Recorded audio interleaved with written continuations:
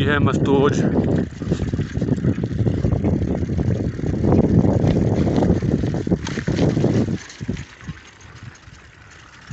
अभी हम आगे सिंदूर की तरफ, बरोगल वैली की तरफ जा रहे हैं।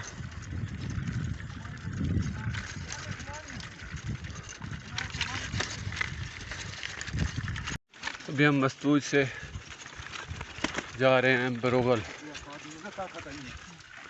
और रास्ता बिल्कुल ख़राब, कोई ख़ास ट्रैक नहीं बना हुआ, और आसपास कोई गांव आया है।